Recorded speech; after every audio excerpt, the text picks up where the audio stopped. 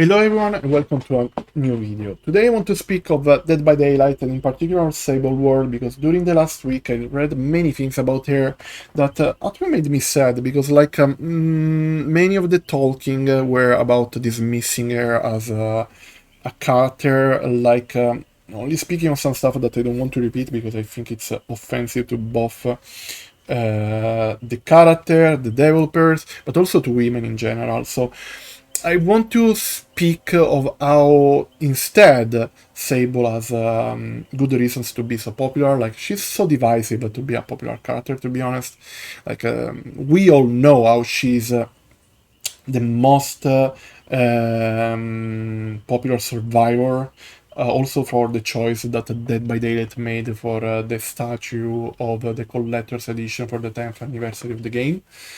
And it's really interesting to see at the same time how hated she can be, at the point that some people who would like to join the hype and love for Sable don't P100 her or play her because they are worried that they can become a target in their games, as this survivor is said to be tunneled a lot during the games, so focused by the killer. Let's pick of Sable since her beginning then. Why and who she is, why she's so low and who she is. Like, Sable is so popular since her reveal. This happened with the All Things with the chapter released in March 2024. One of still the most beloved DLCs by the Dead by Daylight community. And it was like a really well marketed chapter. The teaser campaign was amazing. It reached people even outside of Dead by Daylight for how well written it was. Like, the material they used to put together these little clues about the possible nature of the killer that still today is not known, or the name wouldn't be the unknown. It was described as something human-like, but something was off about it when this creature got closer and closer. So yeah, since the beginning, All Things Wicked was getting a lot of love. Then the day of the PTB, behavior showed the teaser trailer of the chapter that this time focused on the survivor. Once again, it was made through in-universe telling. We saw Sable for the first time through security cameras of the Greenville Theater, showing this young woman venturing inside the theater, and then being described all this sort of documentary as the last time we saw Sable around. Now we know that she got actually into the entity realm. Sable, aesthetically and as a visual design, is something that the Dead by Daylight community asked for a long time. They wanted a survivor character having this visual style choice for herself. And even as characterization, Sable is showed and presented as someone who doesn't care about labels, someone who just wants to be herself. And this is something really strong that resonates with the queer community of Dead by Daylight. Let's remind that Dead by Daylight is one of the biggest queer communities in the video game industry. And of course, a characterization like this would resonate with many. Also, from my personal point of view, that adds to this, and something that makes me love Sable, is that she's voiced by an amazing non-binary talent, Liz Mori, that added more to my love for her. I had canon her as a trans since her PTB because of this. And even if this canon is not confirmed or completely dismissed, I don't know. I think that there is room to still have this canon, but anyway, I see her important, Sable important, because of actually giving value to a non-binary talent. So because of the reason, in a way or another, I'm always gonna love Sable World for this. She's also beloved for other reasons by the queer community, in particular, like by people who see her friendship with Mikaela Reed as something more than a friendship. It's an headcanon that is a thing since the day of the reveal, because like they saw the graffiti on the statue of the main Greenwheel square, like showing the names of Sable and Mikaela together with a plus in the middle. So many things that they actually can be more than friends, and they actually can be involved in a romantic relationship. Of course, another comfort at the canon for members of the queer community. This said, like all of these elements like make Sable a really popular pick, like not only in the queer community but also on the general community of Dead by Daylight, because her aesthetic is also really appealing for fans of the horror genre. Like a character like Sable is present in many horror movies, especially dedicated to the youngest ones. She's also showed to be involved into the occult. She's a podcaster speaking of horror urban legends.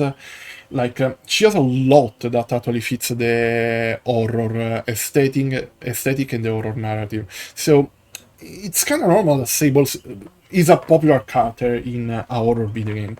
Like I think that they managed all these elements really, really well, to be honest with her. And like they made her appealing to more of a kind of a player base because of all these, and especially to horror fans, to the Dead by Daylight players who are still horror fans, because there are some who are not, but the end of the day, it's kind of natural, like having a character like her fit for a horror game.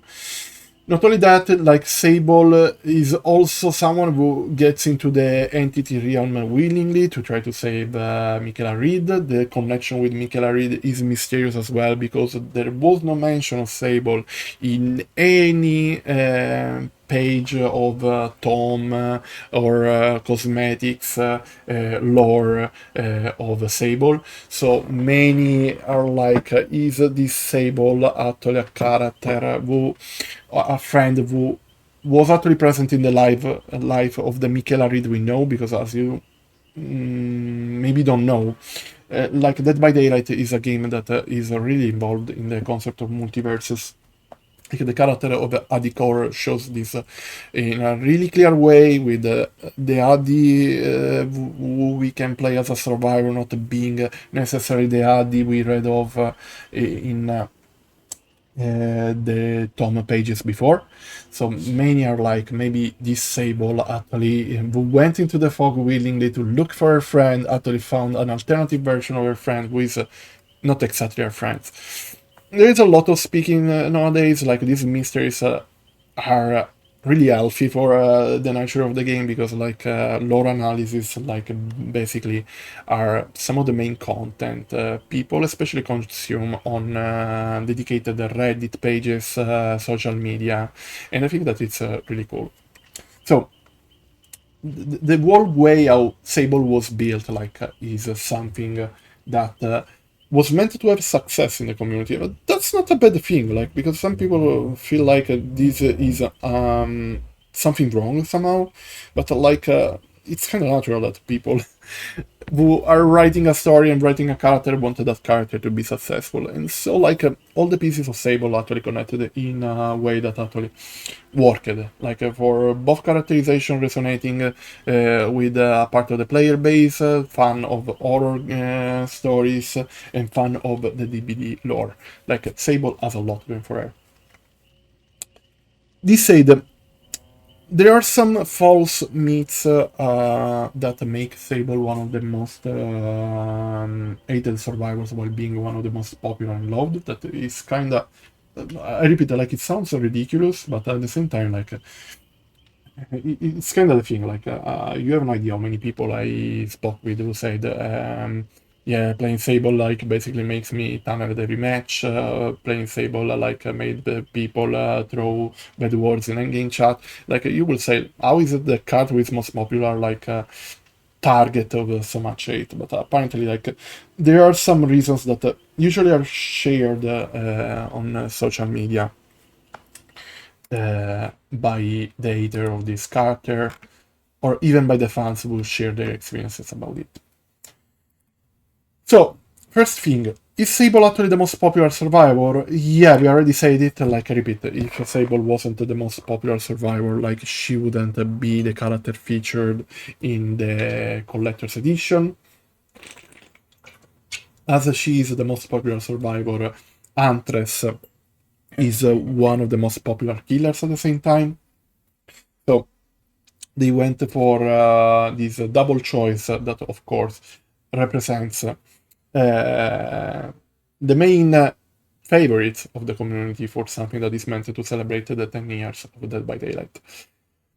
So, yes, Sable, even by according to Nightlight, I repeat, Nightlight is just a part of the community. It's people who willingly share their stats at the end of every match to collect some data that they take in consideration for their things. So, by according by the people who play and upload their stats on Nightlight, Sable World is still the most popular survivors in their games. She has a really high peak rate, decent by 2.18 points from Nia Carson, like almost 2k games of difference, and with Nia being the second most popular survivor. In many cases, like Sable is hated because she's considered like a character played by people who are not really good at the video game. So someone who usually don't want to see in your solo queue games because like you are afraid that your game is kind of compromised only because of this character person being in your game. Like I don't think that it's really fair, to be honest, when we speak of Sable. First of all, like the escape rate, it's just a limited stat. We are gonna speak of this in detail, but like the escape rate of Sable, if we look at their peak rate, is not so bad. 47.77% is actually a good percentage, considering that she's the most popular survivor in the game. Because we have to consider that if a character is really popular, it's gonna be popular among both a casual player base and then having also some more experienced players playing her as well. So it's kind of normal that if a character is more popular with a more casual player base, like the survival rate, the escape rate can be not as high, or having actually people who are newer at the game. Other characters like that are, for example, Mikaela, who is also really popular, or like one of the most interesting cases is Jill Valentine, the main heroine of the Resident Evil saga, has only a 42.24% escape rate, with an even lower peak rate. And if you think about it, like having a lower escape rate with a lower peak rate, it means that a lot less people playing Jill Valentine in comparison to Sable actually escape from a match. So it's not necessarily true. Like also, like we have to remember that the Sable is, according to many, one of the most talented survivors in the game. That is something really true also for other characters like Jane, Orella, and Jonah Vasquez. Like Orella, unfortunately, for some people who target her for her identity, that's really sad to see. But like, it's still good how many Orella players still escape, and also usually Orella players are considered good at the game. But like at the end, like this doesn't explain why Sable is so hated. It's also true, like I repeat, like escape rate means nothing. Because like you can escape like even 100 games in a row while being the only one who escapes from the hatch because like maybe you were hidden for the whole game. while maybe a character with a lower escape rate that can be, for example, I don't know, let's pick one casual, like Talita, or Jane, even Orella, like can maybe be the only one sacrificed, and like the rest of the team is actually able to escape because of how well they played during their chase, or how good their decision making was during the rest of the game. So this point about Sable, like, first of all, we have to put the context. Higher player base, higher possibility, and higher chance of more casual players. That is not a bad thing. Like, everyone was a casual player at the time when starting Dead by Daylight. Why?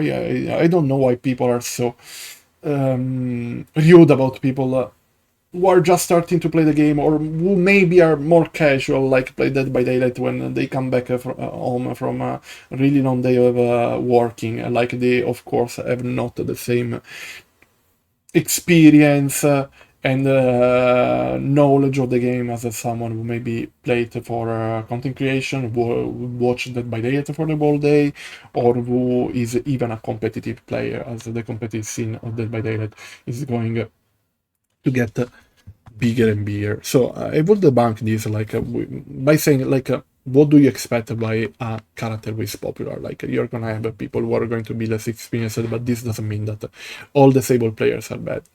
Also, this consideration should add to the topic of tunneling, because by considering many Sable players not as experienced as others, like, it's kinda natural that some killers who want to play to win, like, target the weak link or the perceived weak link, so they go for the Sable and choose to play only on air. So these two things, like, kinda confirm each other in some way. Another thing, like, that I don't really understand is, like, Sable is the fan favorite of the developers, like, they give air a lot of content. That I think it's a half truth, to be honest. Because, like, usually this is a topic that people make for the cosmetics that are released for a character. And in the case of Sable, I don't think it's so dramatic as people want to make it look like. Like, we have to speak of the whole history of Sable. Like, when Sable got released, like, she got her usual, like the usual very rare cosmetics, uncommon. And then she got some outfits after her release, as it happens to many or some other characters. Like, she got very rare Chrysalis collection outfit, the classic Waterfront Massacre outfit that usually many characters get during the first summer after the release. And then basically nothing, like, in the shop, till now, if we speak of fully OG cosmetics. What does it mean? That basically this is a cosmetic that was made by Behavior, and it's an original concept. Little Red can kind of be considered an original concept, but not really, because, like, technically it's a licensed concept. It was made by Ducky Grumpy, who is an artist of the community, and, like, people should be happy that an artist of the community is rewarded with a cosmetic made by them and joining the shop of Dead by Daylight. Ducky Grumpy actually didn't make only a cosmetic for Sable, but also for the Unknown, and it was based on the Little Red fairy tale.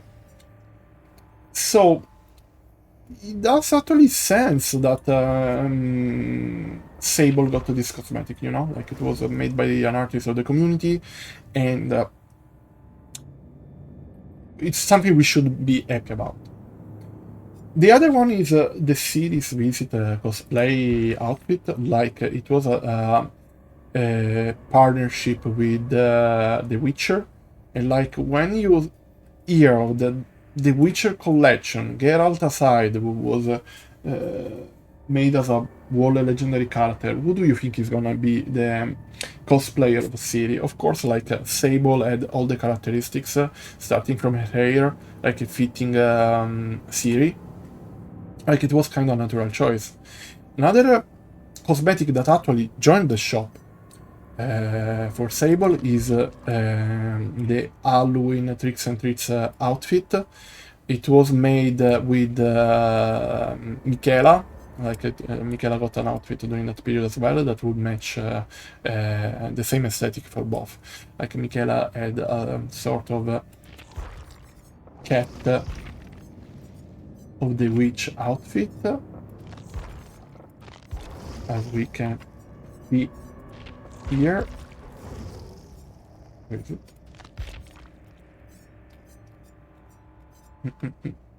Here we go. That had to go in tandem with Sable. Both of them are really beloved characters, so it's kind of natural. Also, they go really well together, so it was kind of natural that the both of them would actually get cosmetics together. But is Sable, are these cosmetics actually making Sable one of the most supported characters ever? Like, if we speak of Rift then, like, the only Rift where she got featured is the Guardians and Shadows one, that was published during the same year when Lara Croft got released.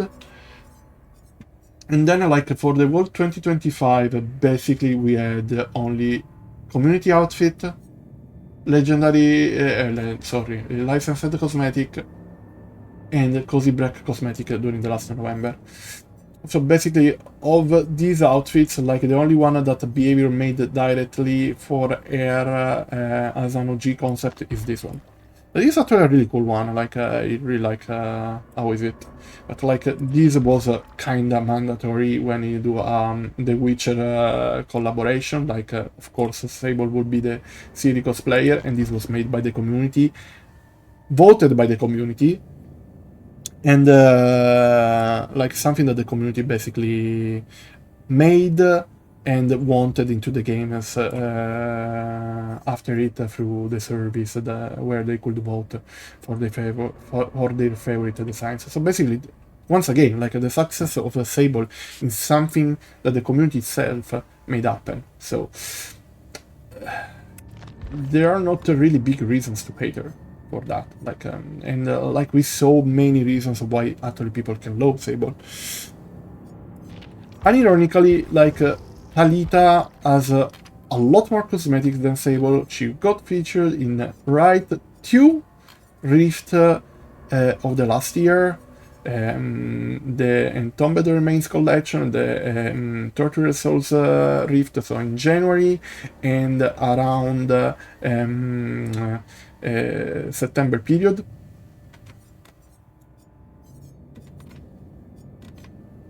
And then she got many outfits released in the shop as well. Like, we had, for example, Solitary Day, Butterfly View, and like, not gonna lie, like, these are really good outfits. I think that Talita is a character with deserves love, but like, I don't want to make it sound like, okay, let's say Talita instead of her. No, that's not the point. The point is, like, if there are characters who deserve more love, like, for example, Gabriel, I would add even Jane, who didn't get a lot last year. Like, she got a Air Rift outfit that has a piece that you cannot really use, because you kinda give away your position 24/7. Like, Jane basically last year only got only this outfit. And the other most recent outfit was this one that works till a certain point. But like, we should instead of fight, if we want to call it a fight, request, I think it's more correct, like, for equal release for our characters. But I don't think that Sable is the right target, even if we want to take this discussion, because like, Sable is yes, a beloved character by the developers, but like Air, store collections like are not as many as people want to make it look like. Yes, she had a really strong launch in 2024. She was basically the biggest thing releasing during that period, at least from the original content point of view. But if we look at 2025, like her content releases weren't so different from many other characters. I don't know, like, I hope that with this video, like, I could bring some more light on the Sable situation. Like, I repeat, Sable is a character who resonates with many fans by the DbD community, who has many pros, like, who is more than what many can think she has, like, by just looking at her from their personal point of view. But, like, the Sable players can play her for different reasons. Also, players who maybe don't main her can like her for any other reasons. Like, share your favorite ones. Share if you agree with the points that I shared, or if you have other reasons why you like her. And I'll see you soon in the fog.